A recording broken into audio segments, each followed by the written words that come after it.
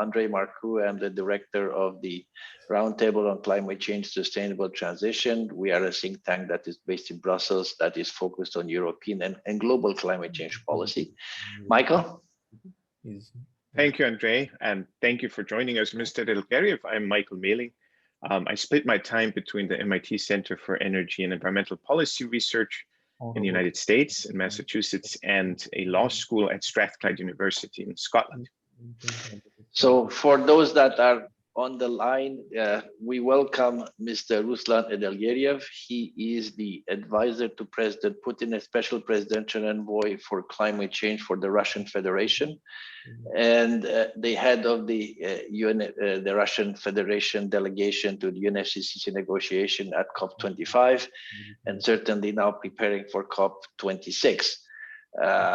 Russian Federation is an important geopolitical power that has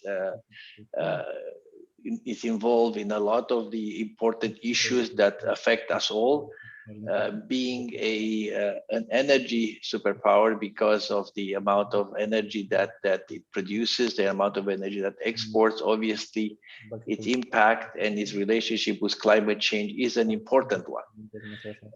This is why we are happy to have Mr. Edelgeriev with us today.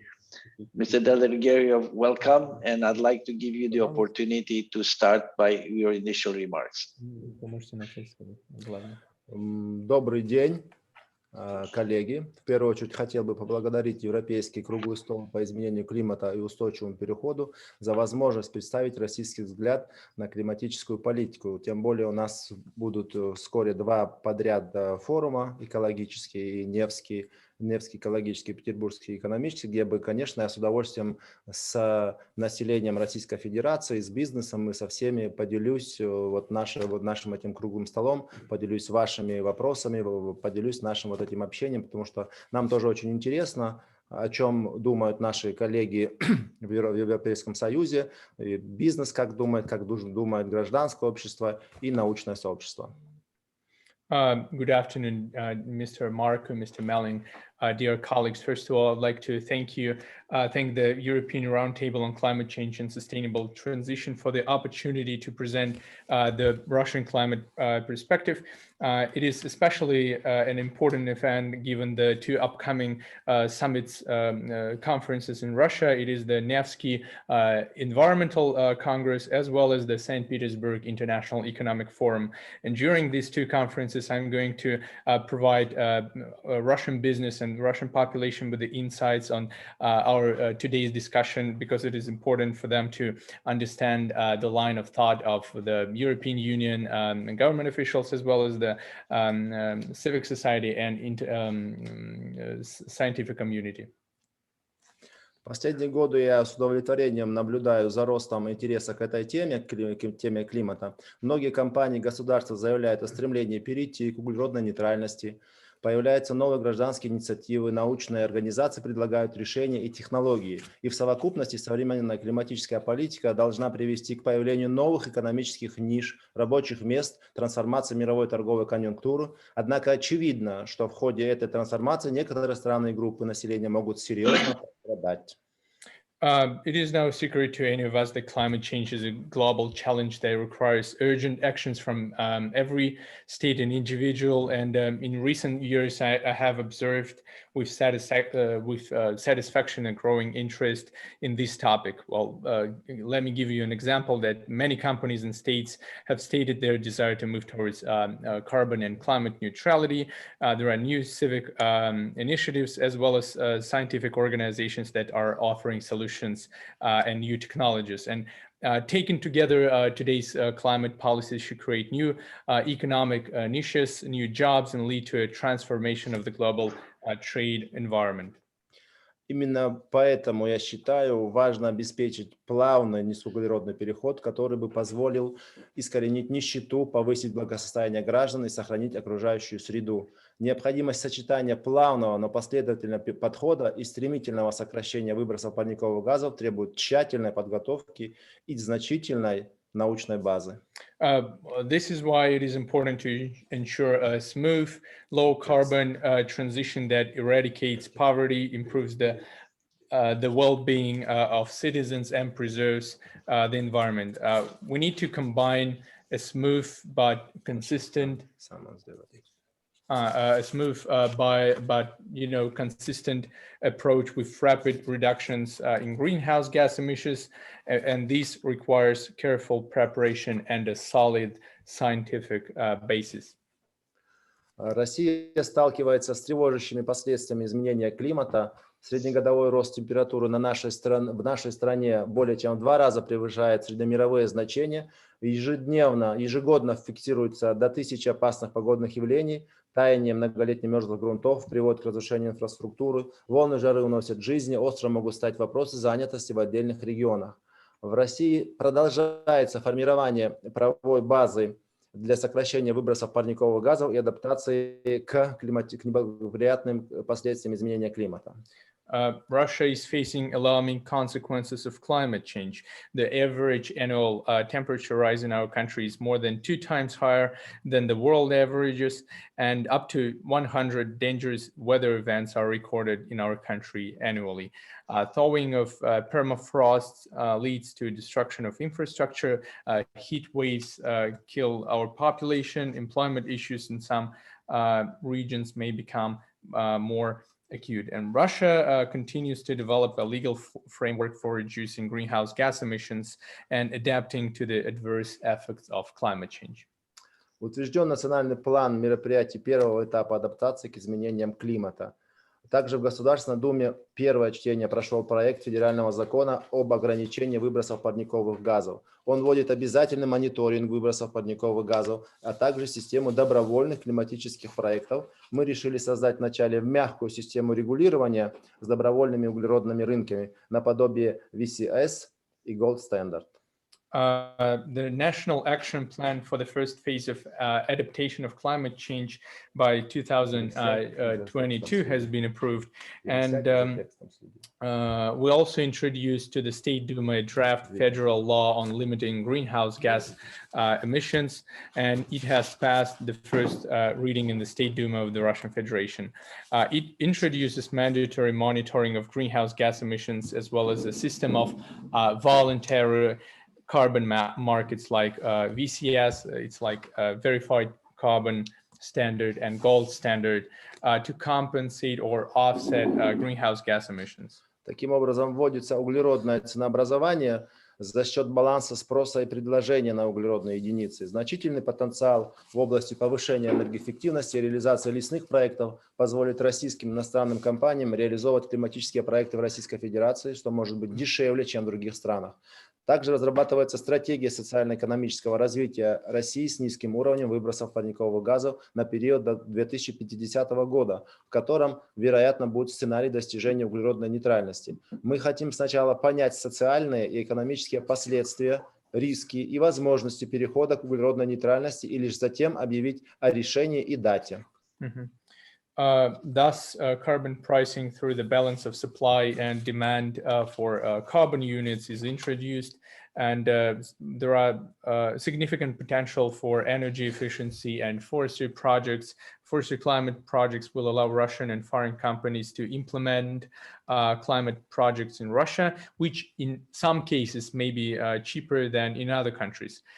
We are also developing the strategy of socio-economic development of Russia with low greenhouse gas emissions up to 2015, which is likely to include scenarios for achieving carbon neutrality. We want to first understand the social and economic consequences, risks, and opportunities of transition to carbon neutrality, and only then announce the final decision and date. Параллельно с этим в Сахалинской области реализуется эксперимент по квотированию выбросов парниковых газов. Планируется создать систему квотирования, максимально схожую с системой торговли выбросами ЕС, с квотами, штрафами за их превышение, торговлей выбросами, компенсацией выбросов и климатическими проектами. В конечном счете эти меры позволят нам достигнуть углеродной нейтральности в Сахалинской области к 2025 году и масштабировать эксперимент в рамках страны. At the same time, we are also implementing an experiment on greenhouse gas regulation in the Sakhalin region. We plan to create a system as similar as possible to the European Union emission trading system, with quotas, penalties for exceeding them, emission trading, offsetting, and climate projects. And we believe that ultimately these measures will allow us to achieve carbon neutrality in the Sakhalin region by 2025 and to expand the experiment to the rest of our country. При этом этот эксперимент преследует и другую цель. Мы хотим создать максимально близкое к ЕС регулирование для обеспечения признания российских климатических проектов и привлечения инвестиций из-за рубежа.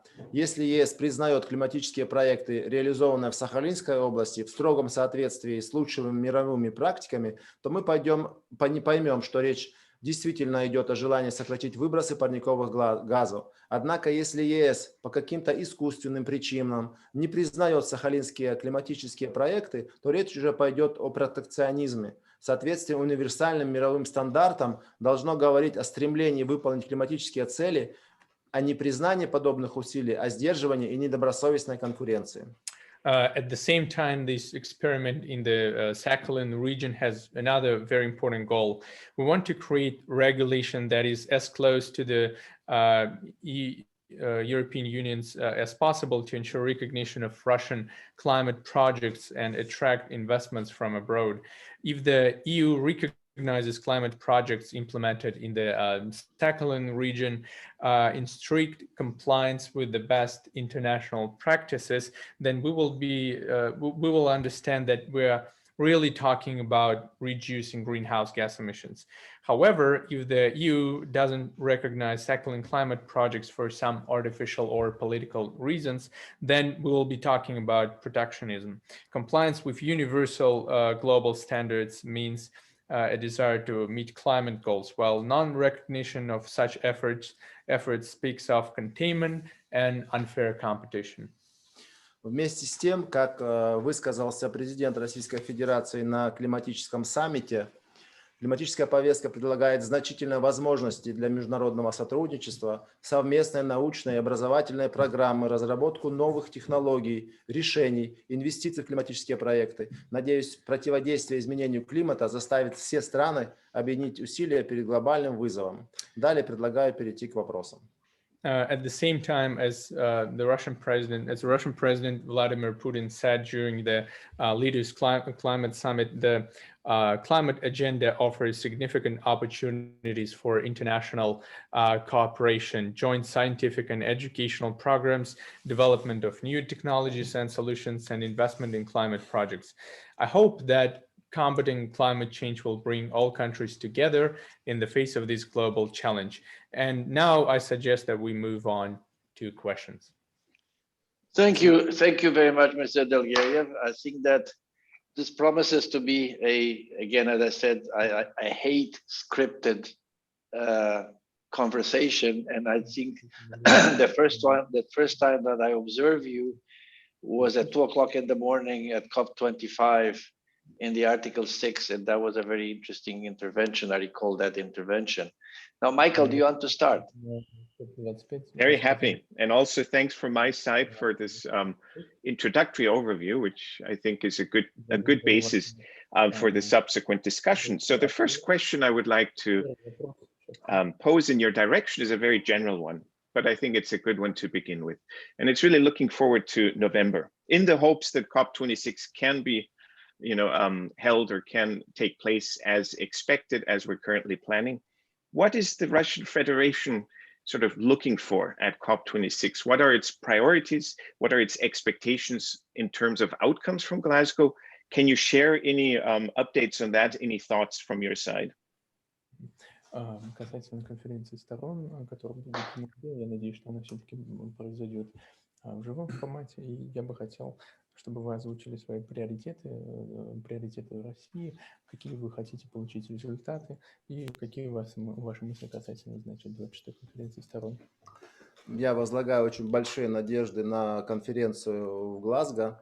Россия выступает за развитие климатических переговоров в рамках рамочной конвенции ООН.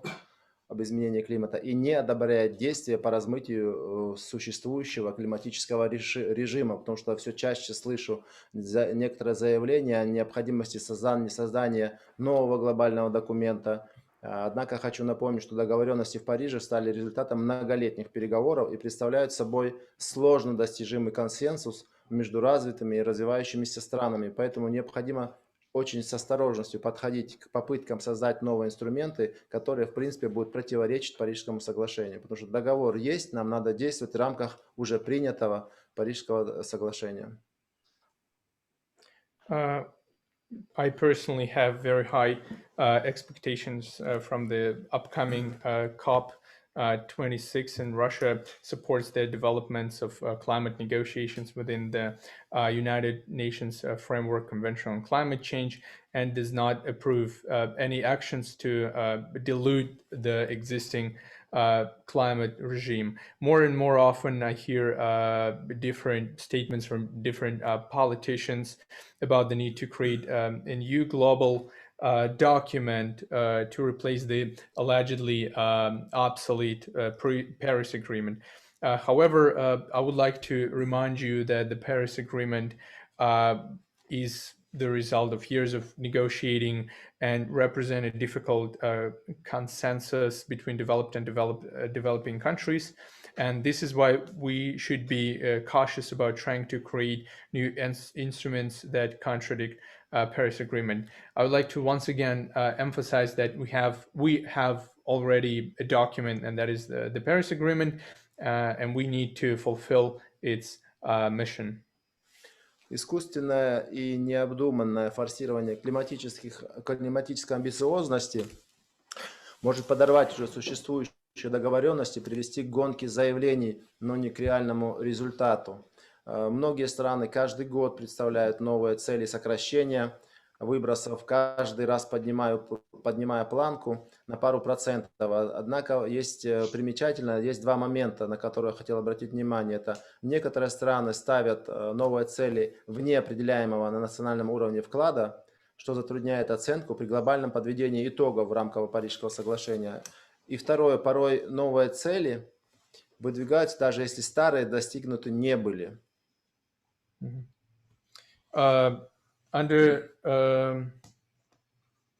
Under the Paris Agreement, we need to find a balance between preserving the climate and ensuring socioeconomic development. And we can observe artificial and ill-considered forcing of climate ambition that can actually undermine already existent agreements and lead to a race to the top, race of climate ambitions, but not to a real result. Many countries present new greenhouse gas emission reduction targets with new every year, raising the bar by a couple of % each time. However, I would like to mention two very important things. First of all, is that some countries set new targets outside of their nationally determined contributions, so-called NDCs, making it difficult to assess them given the global stocktake of the Paris Agreement. And sometimes new goals are set even if old ones are not, haven't been achieved. Ну и, конечно, в Глазго мы хотели бы, чтобы в конце концов были разрешены споры вокруг статьи 6, потому что это должен быть работать все-таки глобальный механизм, который бы дал бы миру правила поведения и взаимодействия в последующем. And we actually hope that in Glasgow we could finalize the Article 6 framework, and we hope that it's going to be a global mechanism, and it would give to the world a meaningful rule book on how we should implement climate projects. При этом ключевым для России фактором, я считаю, это является утверждение лесных и проектов в мирном атоме в качестве деятельности по сокращению выбросов, увеличению поглощения парникового газа. And the key factor for the Russian delegation is the approval of forestry and nuclear projects as emission reduction activity. under the Article 6 rulebook. Касательно отчетности, считаем национальную отчетность ключевым элементом архитектуры Парижского соглашения, обеспечивающим его полное эффективное осуществление. Поэтому мы поддерживаем необходимость скорейшей разработки и согласования табличных форматов и других структурных элементов. Также хочу подчеркнуть, что представляемая странами отчетность должна содержать объективную информацию и надежные данные. При этом Российская Федерация не поддерживает чрезмерное усложнение и перегрузку отчетности второстепенной информации. Мы также не поддерживаем дублирование и необоснованное увеличение информации и данные в национальных отчетах, представляемых согласно Парижскому соглашению. Также считаем, что заполнение таблиц о финансовой, технологической помощи и наращивании потенциала развивающихся стран должно быть добровольным для стран, не включенным в приложение номер 2 Арктик ООН. А также отчетность, мы считаем, должна быть единообразной для всех стран-участников Парижского соглашения. Regarding reporting and what else should be achieved during the COP26, we consider national reporting as a key priority and the architecture of the Paris Agreement that we need to ensure full and effective implementation. We therefore support the need for the speedy development, harmonization, and adoption of tabular forms and other structural elements under the rules and procedures for reporting on the implementation of the Paris Agreement. I also would like to stress that reporting by countries must contain objective information and reliable data. At the same time, the Russian Federation does not support the excessive complication and overloading with secondary information, and we do not support the duplication and unjustified increase in information and data in the national reports submitted under the Paris Agreement. I also believe that the completion that the tables on financial, technological assistance and capacity building efforts for developing countries should be voluntary for those countries that are not included in Annex 2 of the UNFCCC. И в конце хотел бы сказать, что было бы правильным провести перед Глазго еще прикоп в офлайн формате тоже с соблюдением антиковидных мер, такое совещание, где нам бы надо было сверить часы, с чем мы идем в Глазго. And I also believe that that would be useful for the whole climate negotiation process if we convened a preliminary meeting of the parties to the UNFCCC, so-called pre-COP, in offline format, respecting anti-COVID measures. This would allow the necessary decisions to be taken more quickly, and we could discuss the things that we are expecting from COP26. Немножко много получилось, но как бы так. Well, I hope I don't overload you with information, but that's the key priorities for the COP26. First of all, Mr. Edelgeriev, one thing that I didn't say was that I have one regret, and that regret is that I cannot be with you in Moscow, because it would have been a real pleasure to be in Moscow with you and be able to interact directly. But also the fact that it's very interesting that I deal with the head of delegation that seems to be informed in quite a few details, which is going to make an interesting conversation.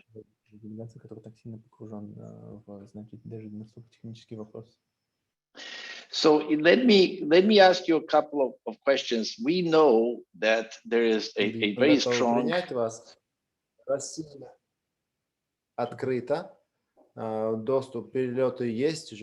Вчера еще 5 стран открыты для авиасообщения, поэтому мы можем вас принять и в Москве, и может там воспользоваться и на питерский форум приехать. Поэтому мы ждем, мы в данном случае открыты к общению. Что касается повестки, я уже, в принципе, 3 года этим занимаюсь и уже много куда вник, и думаю, что в данном случае обвести меня вокруг пальца не удастся никому.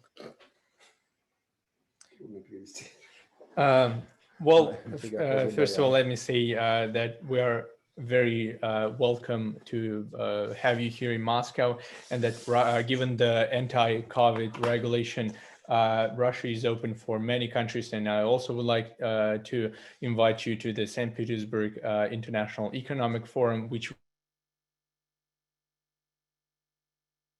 Whoops.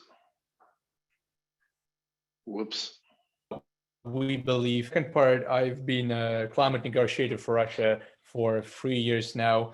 And during this time, I could actually get into details of climate regulation. So it won't be easy for anyone to fool me. Okay. And we're not trying to, that for sure. But let me ask you this. We know that there's going to, and there is a significant amount of pressure on many countries right now. The European Union is upping the ante, is raising the bar to minus, to minus 55%. We see in 2030 climate neutrality. Is the Russian Federation being approached? Is the Russian Federation considering raising its NDC for the Glasgow conference? You will come under pressure in Glasgow to show a new NDC. Будете ли вы новый NDC представлять до Глазго? Нет, однозначно до Глазго мы новый NDC представлять не будем. Новый NDC, есть строго прописанные регламенты, где мы будем ее предоставлять. Возможно, в добровольном порядке при глобальном подведении итогов мы это сделаем, если мы будем видеть благоприятную международную обстановку, если не будет вопросов протекционизма, если мы не увидим протекционистские меры, если не будем видеть элементов сдерживания, и если мы будем понимать, что мы вошли в мировую торговлю углеродом, то это способствует, чтобы мы могли бы более амбициозно заявить, потому что в действующей конфигурации экономики это сделать сразу невозможно. Ну и хочу подчеркнуть, что наши действия полностью соответствуют Парижскому соглашению. А вопросы амбициозности и вопросы нейтральности, они, в принципе, будут зависеть от конъюнктуры, которая будет складываться. Если будет у нас возможность находиться в эпицентре торговли, да, и осуществления климатических проектов, это будет дополнительно стимулом к реализации этих проектов, и что будет способствовать глобальному снижению парниковых газов. Но если вот такие меры в одностороннем порядке будут как-то зарождаться, то нету и путей, чтобы можно было дополнительно брать на себя обязательства. Нужно, чтобы брать амбициозное обязательство, должны быть условия. Все.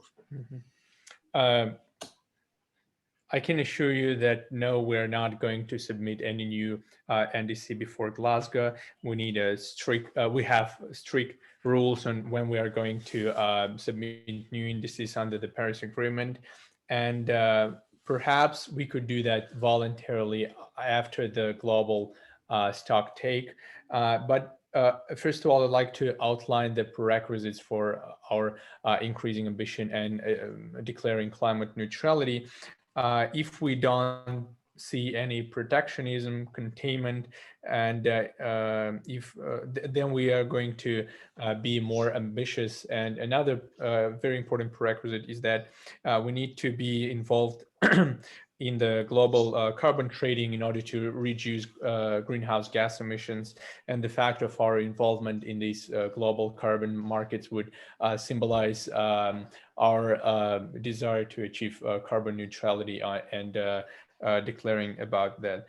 And of course, one-sided measures like those that we can see from the European Union are not going to help us and motivate us, or actually other countries, to increase ambitions.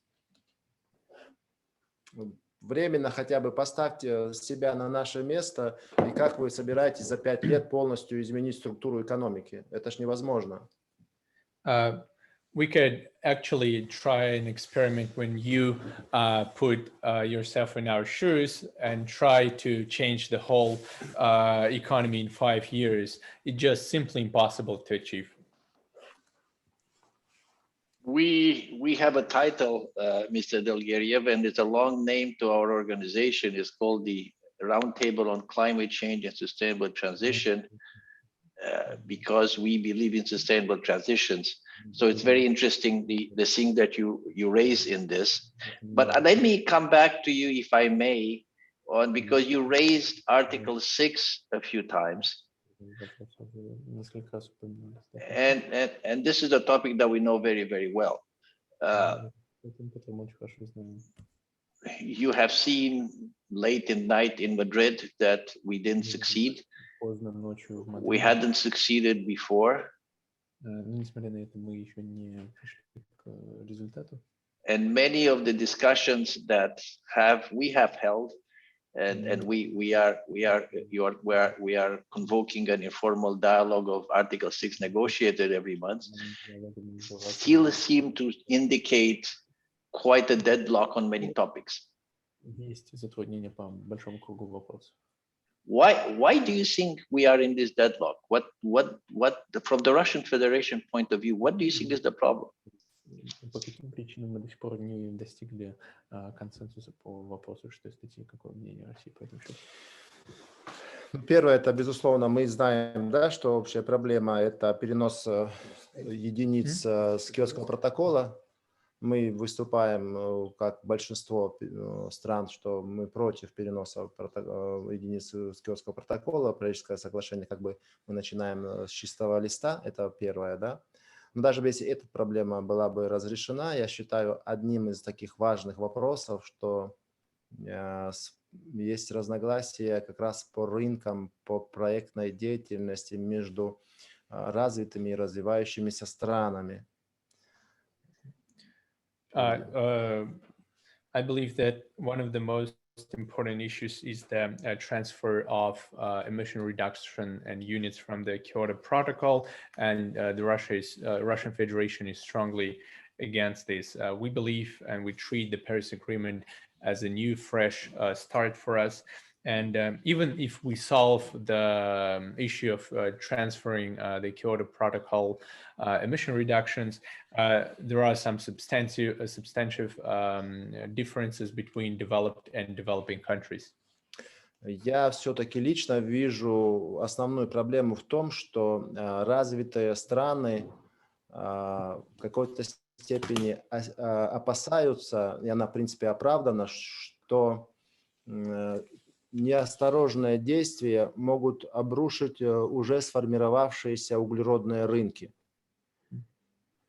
And I believe that I personally see a problem in the fact that developed countries are afraid of hasty decisions of other countries that can actually ruin their carbon markets. И в основе тут лежит как раз диспаритет цен на сами углеродные единицы. And the root of the problem is the price disparity on the carbon units. И тут сразу у меня как бы и вопрос, и как бы ответ, да, такой сравнительный анализ. Недавно на Питерсбергском диалоге госпожа Меркель выступила за глобальное ценообразование на углерод во всем мире.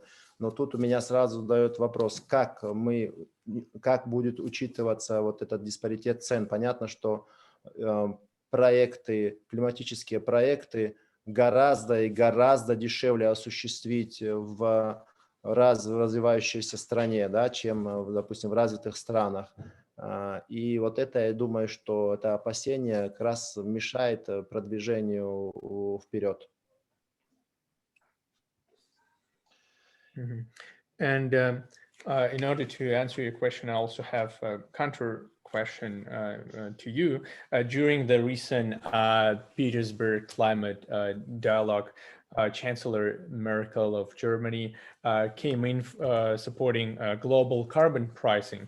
But how are we going to solve the global price disparities between developed and developing countries, given this initiative of introducing global carbon pricing? We also understand that in developing countries, some climate projects are simply cheaper than in developed countries, and and the fact that developed countries are afraid of ruining their own market is something that blocks any future negotiations. Мы прекрасно понимаем, я, допустим, прекрасно понимаю, что развитые страны вполне могут себя комфортно чувствовать, вообще не принимая 6-ю статью. Вот мы наблюдаем, что Британия запустила свою торговлю углеродными единицами, спрос есть, и даже на тонну СО2 оценивается выше на 10%, чем в Европейском Союзе. Следующим этапом американцы, скорее всего, тоже будут развивать свою систему торговли. И, вероятнее всего, все эти системы развитых стран будут гармонизированы между собой. И эта структура, она, в принципе, она жизнеспособна. Но есть большое «но». Это «но» выражается в том, что делать с развивающимися странами. Они останутся дискредитированы.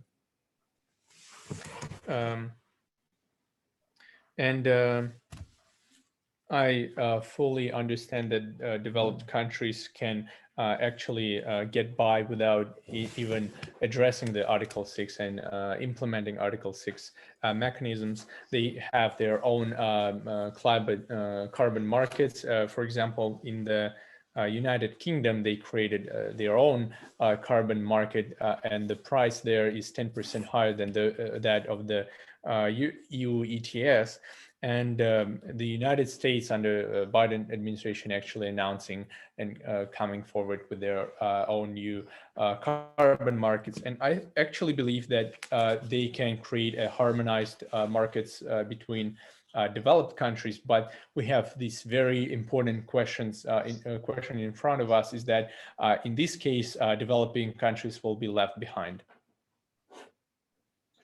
Well, it's very tempting. I want to pass. I'm not passing it on to Michael because I'm avoiding the answer, because I will answer myself. But I think it's also fair to pass on to Michael. Я бы ответил сам на этот вопрос, но я хочу передать слово Майклу. Thank you, Andrei. Yeah, I think, Mr. Edelgeriev, you identify a very a challenging problem there. And I think if we interpret what Chancellor Merkel said, I'm sure she is also not naive in hoping that we will have a global carbon price in the near future. I think there is an understanding, exactly as you say, that this will be an iterative and slow, gradual process from the bottom up.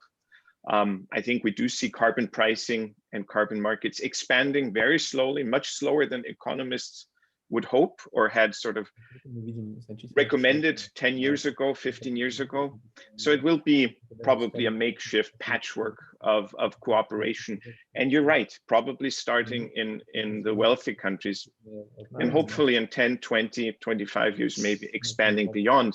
We do see, of course, some carbon market development in Latin America, for instance, and in Asia, which I guess is encouraging, but it will take time. But I would like to ask you something on Article 6 specifically, because I think it's a really important and interesting topic. And you implied that the ability to be able to use international cooperation under Article 6 might be a condition for Russian, increase of the Russian Federation's ambition going forward, in part because you have many opportunities to abate more cheaply than other countries. In fact, in the chat, Igor Bashmakov is mentioning a pilot project that showed that reducing emissions in a Russian city was possible at 10% of the cost of doing, say, in the EU. One question in the chat from a German participant was, but if you use Article 6 and the corresponding adjustment, which means you have to compensate. If you transfer out ITMOs, you will have to then account for that in your NDC.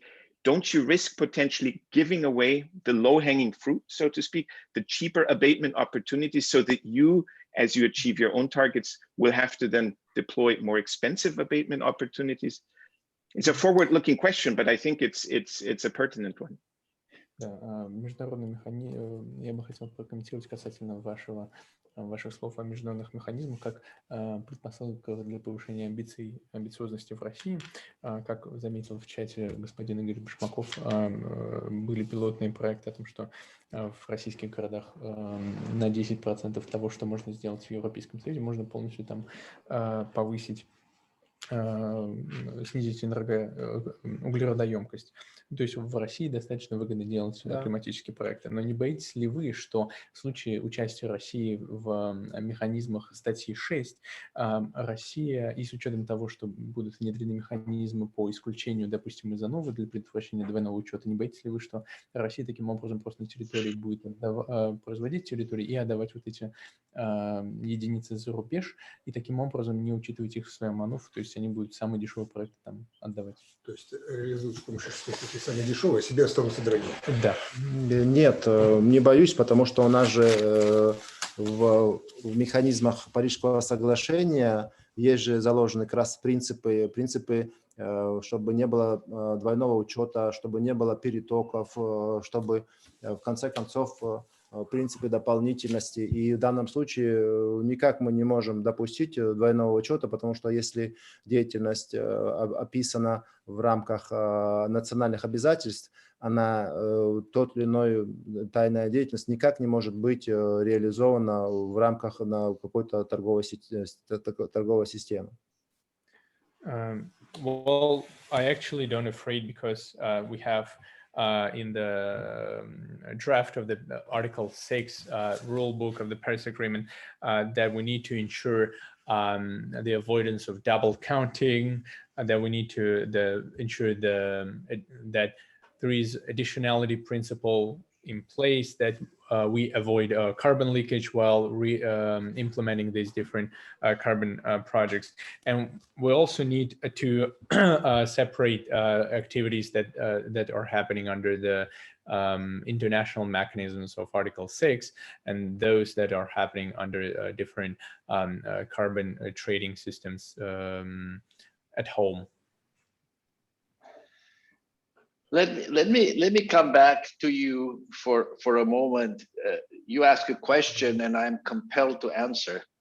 My friend Michael is already nervous because he doesn't know what I'm going to say.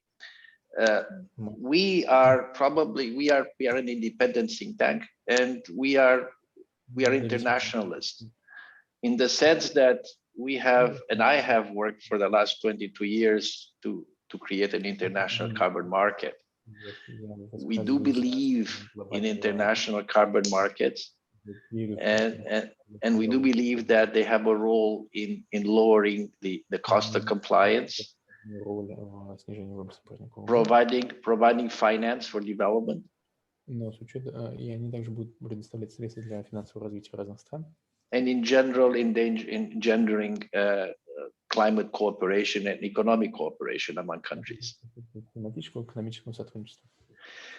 There is a caveat to this, and that is that there is a carbon price in the EU, which has climbed substantially. It went from 5 to 55 in 3 years or so. And now on the back of that, there is in a month from now or a month and a half from now, we expect the European Commission to propose a carbon border adjustment mechanism. And that would imply that if that is indeed put in place, and it passes WTO compliance, it's designed in such a way, would put the Russian Federation into a situation where it would either impose a price on its own И для России таким образом появится такая ситуация, в которой ей будет легче ввести национальную цену на выбросы. Or its companies would have to pay a carbon to the European Union. Ваши компании будут вынуждены платить налог Европейскому Союзу. So will they pay to the Russian government or to the EU government? They'll have to pay it somewhere. И перед вами вопрос, они будут платить европейскому правительству или российскому правительству, потому что они должны будут платить где-то.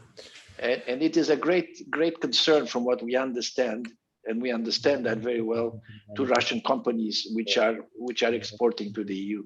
Которые экспортируют продукцию в ЕС.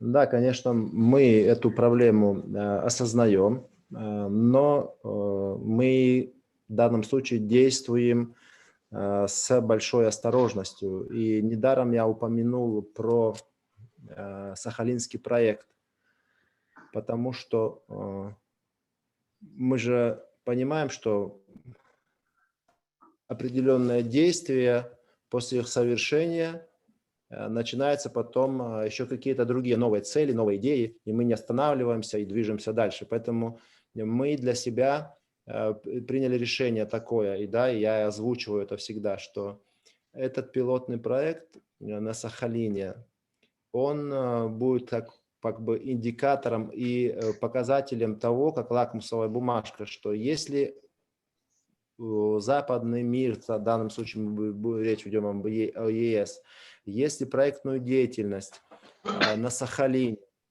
будет признавать Европейский Союз, то есть снижая свой углеродный след, компенсационные как бы единицы они будут приобретать, допустим, на Сахалине нашей компании, и Европейский Союз будет принимать это, то мы будем видеть честность в наших взаимоотношениях, и вот этот эксперимент будем тиражировать на всю страну. То есть таким способом мы поэтапно введем ценообразование на всю страну, если мы будем видеть признание наших проектов. То есть признание, чтобы наши углеродные единицы котировались как у нас в стране, так и в Европейском Союзе. Тогда мы можем говорить о полном введении ценообразования во всей стране.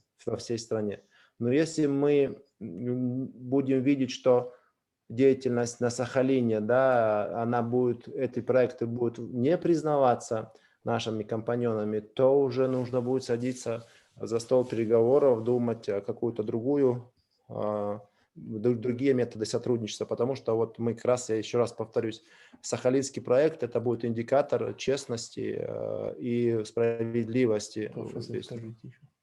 И, кстати, сейчас во втором чтении Государственная Дума в первом чтении прошел законопроект ограничения выбросов парниковых газов, где заложены механизмы добровольные ценообразования на углерод. Добровольно мы создаем добровольные рынки.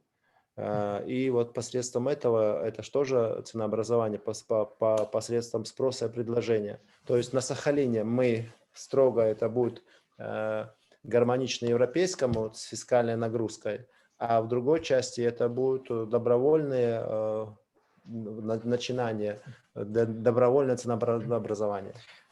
Yes, we do recognize the issue of CBAM and the fact that the Russian companies in some cases have to pay, and we are going to address this issue by two methods.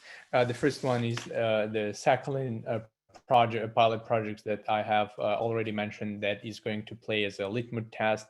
And in the Sakhalin, we're going to introduce the same principles as those of the EU ETS, and we're going to see whether the European Union is going to recognize and buy offset units from the Sakhalin projects, and if they recognize the reduction of carbon footprint for companies that are offsetting their carbon footprint using the Sakhalin carbon units. In this case, we could actually expand carbon pricing mechanisms to other regions and even to the whole Russian Federation. Otherwise, if the European Union doesn't recognize the reduction of carbon footprints for companies that are buying carbon units in Sakhalin. That would mean that we're talking about protectionism, and we will have to figure out other ways of climate cooperation. And the second mechanism is the draft federal law on limiting greenhouse gas emissions, under which we are introducing Russia whole federal at the federal level system of voluntary carbon markets, where there will be carbon pricing in place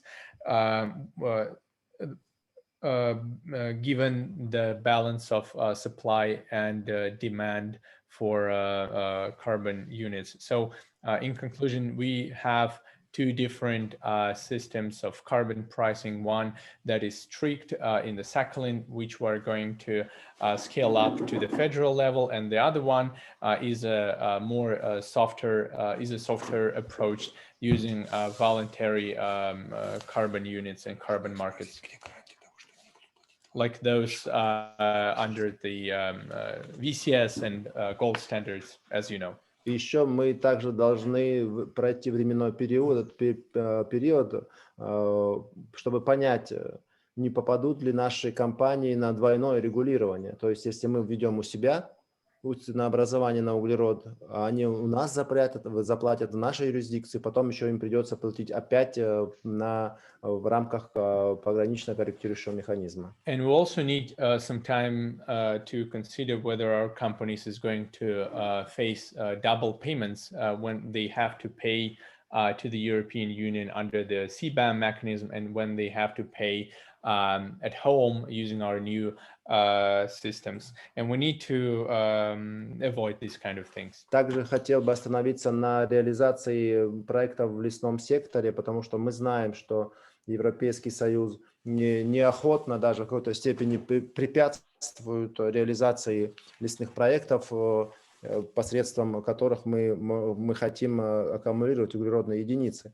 Другое дело, что есть проблемы к качеству этих реализаций, этих проектов, вопросы по дополнительности, вопросы к двойному учету, но это уже другая проблема, другая сторона. Сам факт, что проекты в лесном секторе, они имеют место быть и они необходимы, он неоспорим. Другое дело, надо разрабатывать механизмы совместного осуществления, механизмы, допустим, надзора за этими проектами. Вот у нас недавно на Алтае была совершена первая сделка на базе блокчейна. Были в рамках лесного проекта были саккумулированы углеродные токены, и через блокчейн-платформу была осуществлена сделка, да, и мы считаем, что это, в принципе, очень серьезный проект, где не нужно вести какие-то реестры, четко отслеживается. Я думаю, вот если двигаться в таком направлении, можно многого достичь. А вот тут, и как я перед выступлением сказал, что в данном случае Европейский Союз не принимает лесные проекты. И вот эти элементы, неясности немножко нас настораживают, и мы поэтому крайне аккуратно действуем. And I would like to also emphasize the fact that the European Union doesn't recognize forestry projects that are important to the Russian Federation, because it is also important to increase absorption and sequestration of carbon from the atmosphere. And in some cases, the European Union actually blocks forest projects. But we still do recognize that forest projects demand some additional quality, that they have some problems with quality, because we need to ensure the avoidance of double counting, and we need to ensure strict observance of how these forest projects are implemented, but still they are very important. And I also would like to give you an insight and a recent example of forestry projects that took place in the Altai region using using the blockchain technologies, where after the forest project is done, we emitted carbon tokens, so to say, using blockchain technologies. And these new technologies allow us to quickly follow different transactions and how carbon tokens and carbon units are being purchased by different players. But still, the European Union doesn't fully recognize forestry projects, and it makes the whole situation unclear. So it makes us act in a more cautious way. Mike. Sure. Well, thank you for mentioning the Altai region. About 15 years ago, I had a chance to visit and enjoy the legendary Russian hospitality. Let me go back to something you mentioned just now on the CBAM, given that it's such a hot topic.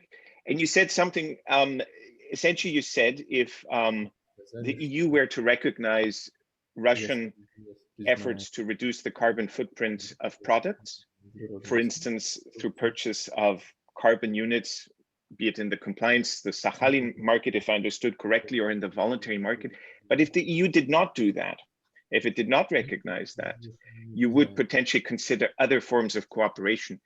I'm curious because there's much concern, as Andrei mentioned, about this CBAM being compliant with World Trade Organization free trade rules, whether indeed that is one avenue that you are considering.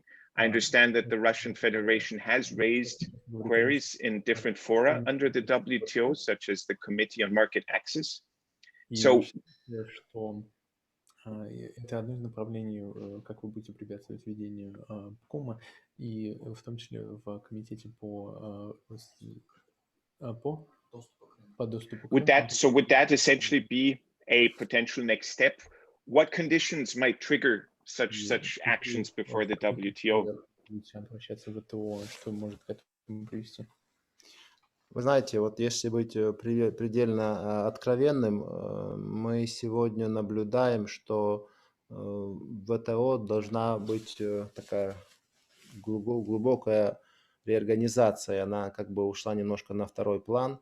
И, конечно, тех ожиданий, которые мы для себя как бы ожидали того, что можно было. Этих вопросов сейчас вряд ли можно будет достичь в рамках ВТО. Мы прекрасно понимаем, что Европейский Союз очень серьезно подготовлен к этим, как бы скажем, оспариваниям.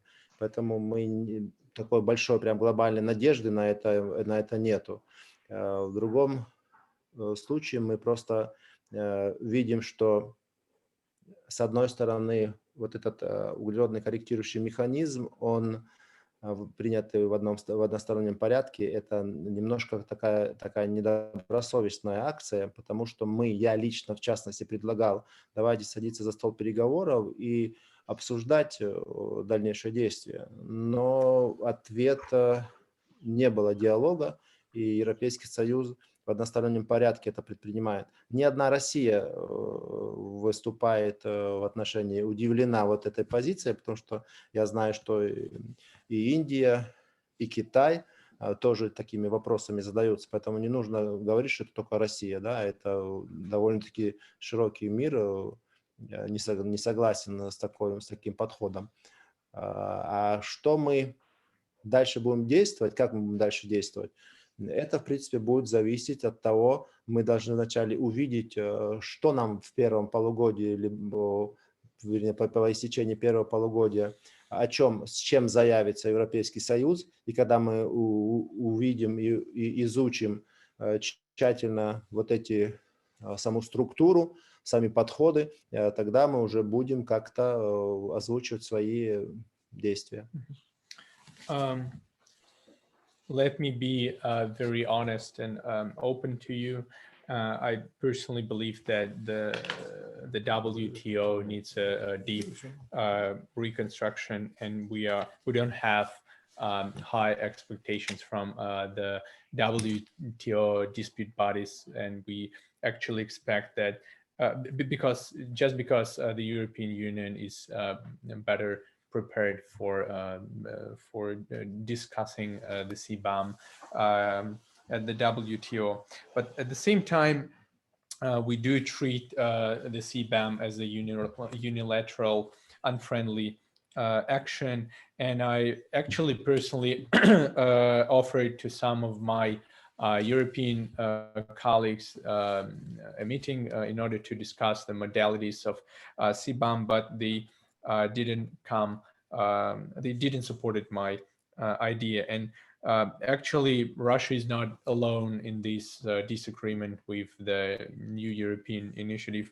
I can mention India, China, and some other countries I spoke to that are also don't think that that is a good and friendly, that is a good idea. And in order to address the CBAM issue, Russia needs to see first what the European Union and the European Commission is going to introduce in a month or so. We need to understand the details, the modalities of how CBAM is going to work before actually getting into battle and discussion. Let me come back to you on I tell you what, I come from, I'm a power engineer, and I spent many years in the electric power industry, a company that was largely nuclear. But you mentioned nuclear, and you know that in the EU, this is a very divisive discussion. There are countries that are highly reliant on nuclear energy, and there are countries that reject it and have discontinued it. In the CDM, in the Clean Development Mechanism, there was a special provision regarding nuclear. It was introduced many years ago, I think, at the Buenos Aires Cup. Is this the second one, which also you mentioned, is gas? And in the European Union, you know, gas is under strong discussion, whether it's being seen as a sustainable transition type of fuel or should not be considered sustainable. That is related to climate change, but it will have a strong influence on the Russian Federation.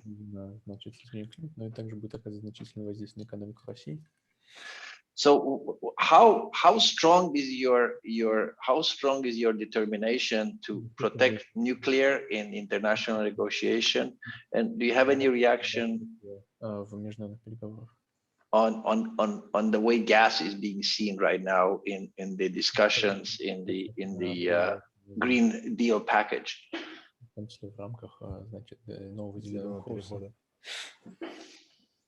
Sorry, I apologize if the questions are too direct. Извините, что настолько прямые вопросы вам задаю.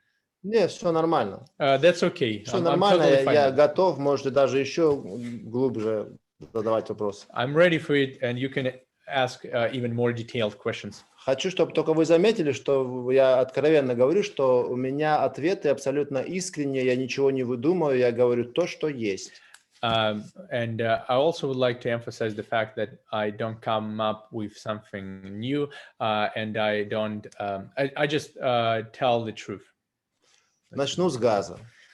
Speaking about the natural gas. Мы все прекрасно, ну даже не я, и эксперты все в одно слово говорят, что газ это в краткосрочной перспективе это основной источник для отказа от угля в энергетическом переходе.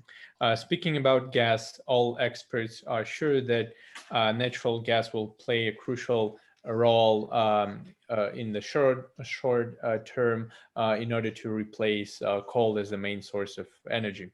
Это даже не я говорю, это наши западные партнеры говорят. And that is not my opinion. That is something that European foreign experts say. То есть, чтобы uйти в краткосрочной перспективе от угля, необходимо перейти к газу. So in order to switch from coal, we need to use gas. Это всеобщий тезис такой. That is a common knowledge.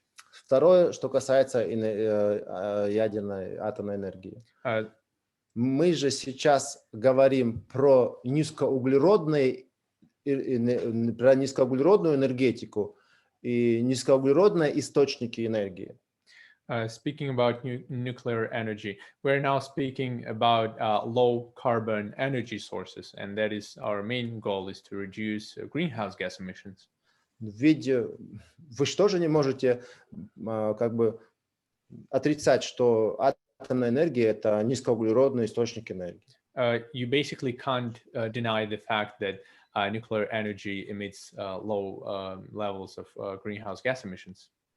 И вот зачем меня лично призывать переходить на ветрогенераторы, если я благополучно имею очень серьезные наработки, очень серьезные технологические решения, особенно самые крайние, вот это четвертого дизайна, вот, наработок и технологий.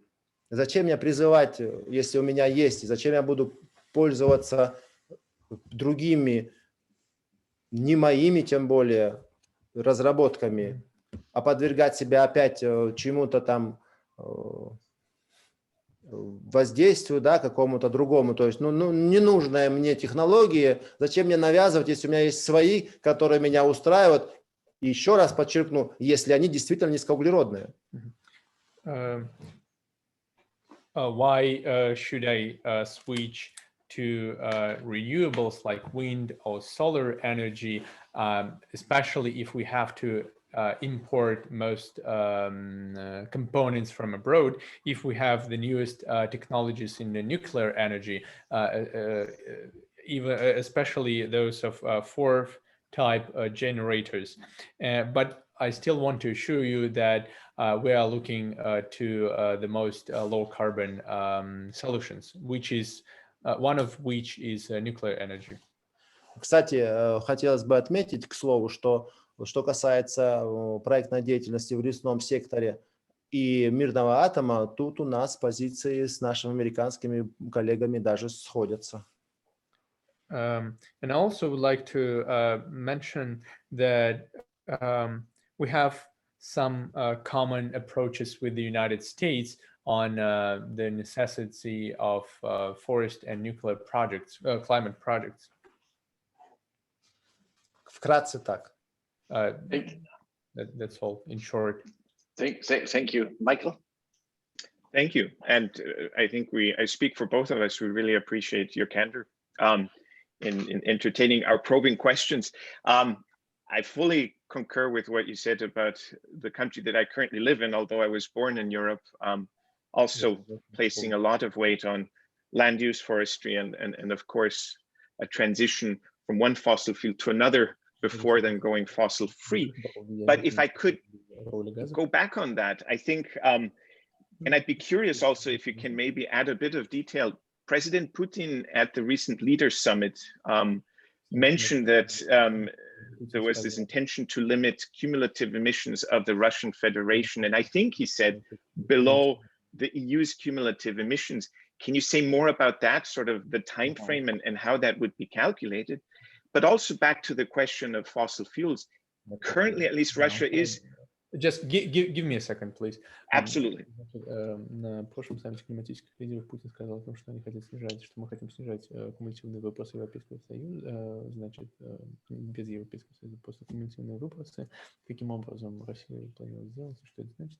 Please go on. Thank you. And so, given that currently fossil fuels do constitute a major part of the Russian economy, of its exports, of the state budget, looking longer term, does that mean that you're thinking about diversifying, really not in the short term, but medium and long term?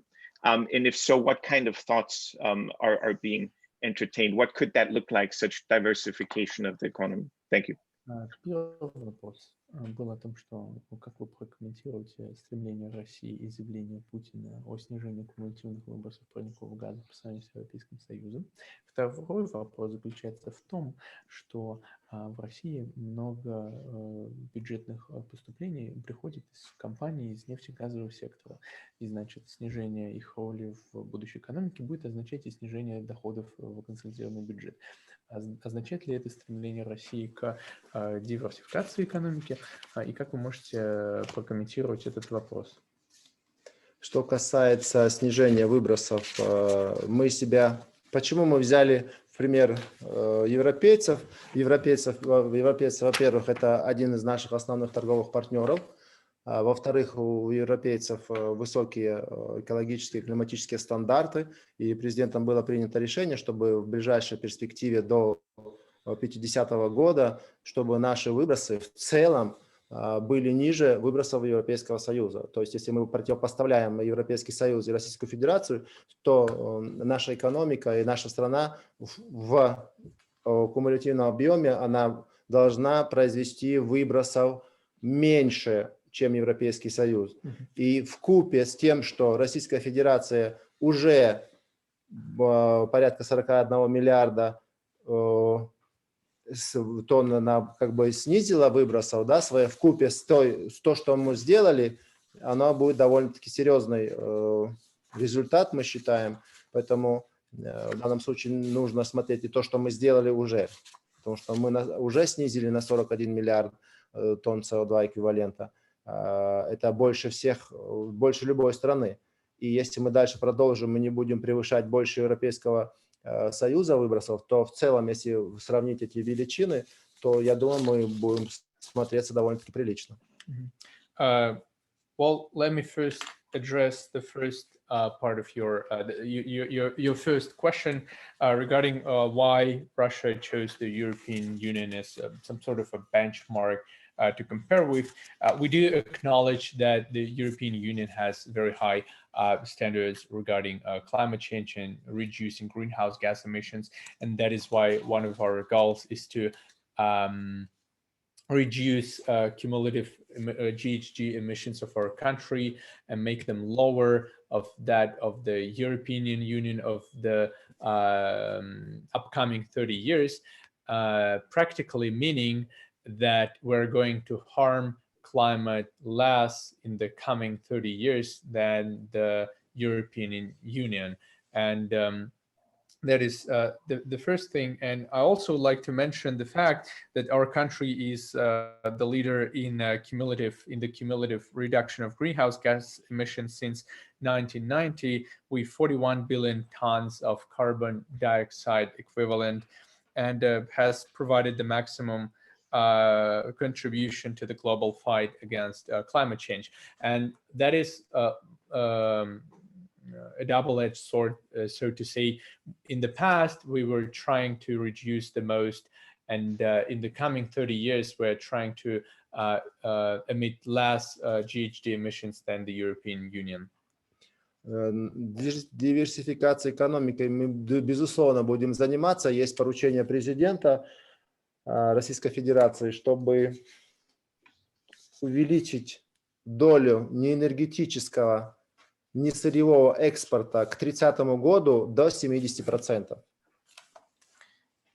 Speaking about the diversification of the Russian economy, yes, that is one of our national priorities, and we have the decree of the President Vladimir Putin on diversification. We have this goal of increasing non-energy, raw materials export by 70% by 2030.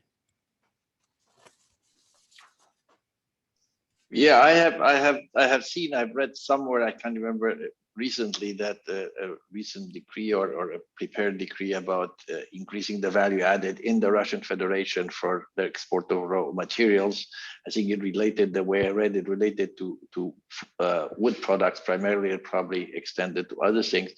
Let me take you back to one thing. You are an energy giant. You export a lot of energy. Now, the world is spending a lot of time on hydrogen. This is the new thing of the day is hydrogen. Now, you know, there is this blue hydrogen idea of taking natural gas and moving into hydrogen. We see other countries. We see the Gulf countries looking at hydrogen exports. Is Russia thinking in that direction? И думает ли Россия, мыслит ли в той же категории, то есть необходимо водород развивать? Да, безусловно, такие видения у нас есть. И есть задача, недавно поставлена президентом задача к 2035 году поднять экспорт водорода до 2 миллионов тонн. Сегодня, я так понимаю, если мне цифры, если я не ошибаюсь, то мы сейчас производим, экспортируем до 200 тысяч тонн. И это позволит нам закрепиться в числе ведущих стран по производству и экспорту водорода. Speaking about the hydrogen, yes, Russian Federation do acknowledge the importance of hydrogen in the coming energy transition. And we also have the energy strategy of Russia, and till 2025, that lists hydrogen as one of the promising directions of energy development. And under this strategy, we have the roadmap for hydrogen energy development, and we're going to increase the export of hydrogen up to 2 million tons of hydrogen per year. Okay, thank you for that. Michael, anything last from your side? Do we have space for one audience question? I know you have, Mr. Edelgeriev said that he has an hour and a half, so I'm very conscious on that. Absolutely. So why don't we ask a last question and then he can make his closing remarks. Sounds good. Then it's a difficult job. There were many good questions. We already put some into our questions previously. As a last one I'd pick up is, I think, an interesting one. What are Russia's views on carbon capture and sequestration and the technologies around that carbon removal, direct air capture? And does Russia have policies in place, or is it preparing to enable such technologies? Каков взгляд России на технологии по поглощению углерода из атмосферы? Значит, какая ваша политика по, значит, этому вопросу? Ну, я в самом начале сказал еще, что, во-первых, мы очень серьезно нацелены на проекты в лесном секторе землепользования. Ну и, безусловно, наши компании сейчас занимаются удешевлением технологий улавливания и депонирования СО2. As I said in the beginning of my today's discussion, Russia treats forest projects as very vital and as a part of the carbon capture, use and storage technologies that are nature-based solution to the problem. And we do believe that we need to increase the absorption of carbon from land use change and forestry activities. And speaking about the technological side of the CCUS, many Russian companies are working hard on creating and large-scale implementation of those technologies.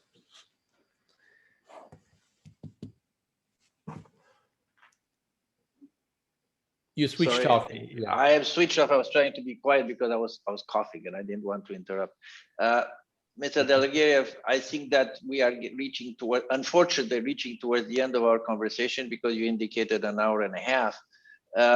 Any last thoughts, any last remark, any, like to give you the opportunity if there's anything that you would like to put at the end to our audience. Хотите ли вы в конце что-то сказать для нашей аудитории?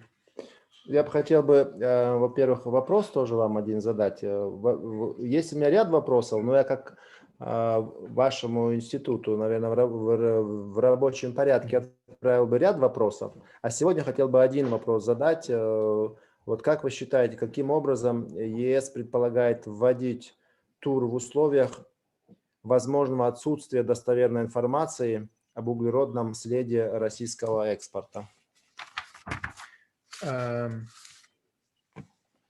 Well, first of all, I would like to thank you, and I actually have a list of questions to the European Roundtable, given your experience in many topics, and I can actually send them to you, and I would like to expect some answers to them. And I have one particular question to you, given your expertise on the CBAM issues. And the question is, how does the European Union, how's European Union going to introduce CBAM if it doesn't know exactly the carbon footprint of Russian products? First, I cannot answer for the European Union and European Commission because obviously we're not. But our speculation, or in general, the sense from the discussions that we had is that some kind of a either European or global benchmark will be used, which can be challenged by different products if they so choose to. Michael, do you want to add something to this? No, I think that's described. So with benchmark, it would be, for instance, global average emissions of a certain product, global average carbon intensity, say, of a certain semi-finished steel product. And then a Russian company that is actually less carbon intensive could say, wait, we are cleaner than this global average carbon intensity, and here is our documented emissions intensity. И что если у российского, например, или у иностранного продукта выбросы ниже будут, то он будет, чем европейские стандарты, то он будет заниматься из этого. Because remember, the CBAM in principle is, at least the way we understand it, is a companion to the carbon pricing of the EU ETS. Это дополнение к системе торговли выбросами ЕС. And as such, it's not going to be based on a national basis. It's going to be based on an installation or a product basis. Вот он будет, значит, рассчитываться не исходя из страны, а исходя из того, сколько конкретная установка на производственной площадке будет выбрасывать. Тут тоже мое мнение, что нужно ориентироваться не к страновому показателю, да, не страновой подход брать в ориентир, а все-таки ориентироваться на конкретные производства, на конкретные субъекты производства, да, как они непосредственно, компании работают, непосредственно ориентир должен быть нацелен на производителя. Well, yes, I also believe that the CBAM shouldn't be introduced at the national level, but it should take into account the emissions of it should take a point of emission level or industrial facilities level and take them, but not the emissions from the country. Потому что это будет более справедливо, и тогда будет больше инициатив и будет желание у бизнеса все-таки производить ту продукцию, которая будет востребована. Если же будет страновой подход, то те компании, которые стремятся все-таки снизить углеродный след, будут нивелированы их желания, их действия, и это приведет, не приведет к глобальному снижению. Их действия будут нивелированы, потому что они не будут признаны, и тогда как бы сама идея будет дискредитирована. Yes, I think that, and I think that this approach would be wise and just, because it would create an incentive for businesses to reduce their greenhouse gas emissions. And if the European Commission elects chooses the countrywide level, so it would create now incentives and it would not lead to a global GHG reduction. Ну и что хотелось бы сказать аудитории, в целом мы прекрасно отдаем отчет, что есть много вопросов, нам придется учиться во время движения вперед, то есть нам нужно двигаться вперед, и во время движения нам придется учиться. Я призываю, чтобы отношение было беспристрастным у всех, чтобы действия были действительно направлены на глобальное снижение, на спасение мира, чтобы ни в коем случае мы не позволили политизации процесса и лоббированию каких-то неких групп, которая приведет, в принципе, к самой дискредитации, самой сути Парижского соглашения. And my final message to the audience is that we do acknowledge all the risks and problems, and still we have many of them, but I believe that we'll be learning by doing or learning in the process of trying to solve these problems. And I also called for I also called for impartial approach because our actions are aimed at saving the climate, saving the planet, reducing GHG emissions without any politicization or lobbying from different stakeholders, because lobbying and such kind of actions from other actors can actually undermine the whole climate process. Thank you very much, Ilya. I have done what you have done many years ago, and I lost 2 kilos in the process, so I know what it is. Господин Edelgeriev, спасибо большое, and thank you very much for your participation. It has been an interesting, a candid, and a spontaneous discussion. And this is a pleasure to have done it. So we again thank you very much for taking the time to be with us today. Michael? Спасибо. Thank you very much. Я доволен нашей встречей. Рад, что мы все-таки общаемся. Ни в коем случае мы не должны, не имеем права перед будущими поколениями закрываться, не взаимодействовать. Желаю всем успехов. Берегите себя. Ну и до новых встреч. Well, I'm very pleased to have this kind of a productive discussion. And in conclusion, I would like to say that we don't have the right not to talk about climate change, and we have a moral obligation for our future generations for saving the planet.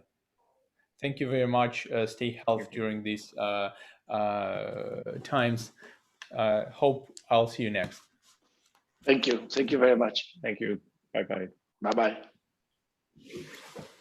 Bye-bye. Take care.